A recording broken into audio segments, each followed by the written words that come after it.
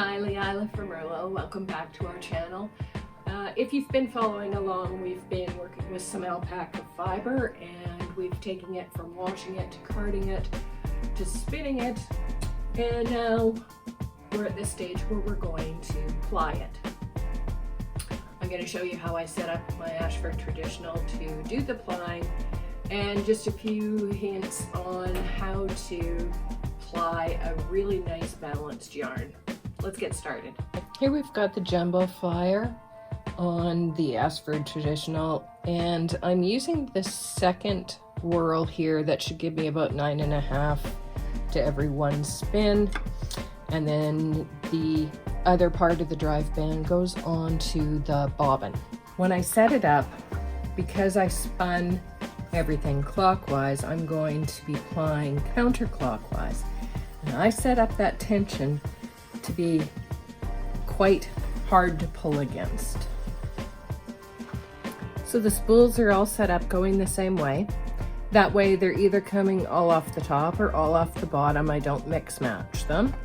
And I set it at about a 45-degree angle for myself on the floor.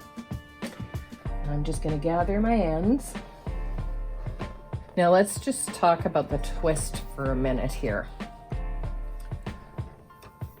When we look at the twist that goes in, you want them wrapping around each other evenly.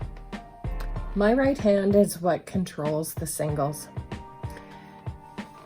I put the yarn between my fingers, and because I've got a lot of tension on the bobbin, I'm pulling back to keep everything taut, and that way I'm not going to get any pigtails, and the yarn, the singles are going to spin against themselves evenly, so I'll get the yarn that I'm going to be happy with.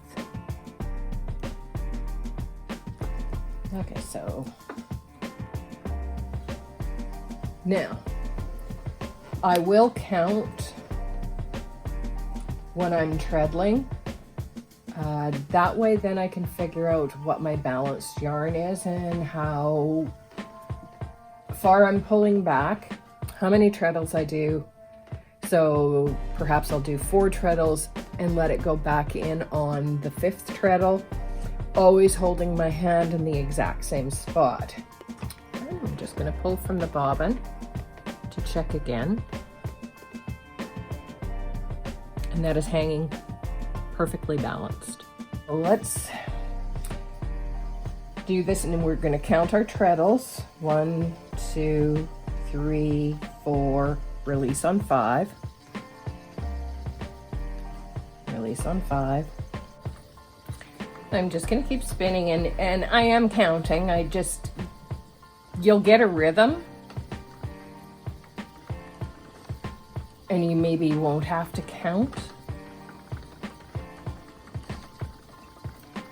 But I also know that my right hand, the back end of it, where I'm holding those singles apart, is in the exact same place all the time.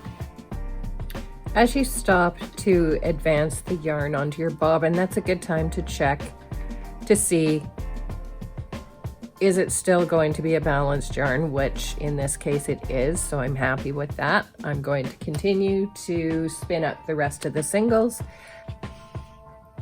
So now that you've got all of the yarn plied onto a large spool, then it's just time to take it off and wrap it around a niddy-noddy to create the skein. I do hope that you've picked up a few things that will help you spin your alpaca. Until next time, this is Leila from Murlo. Thank you for watching.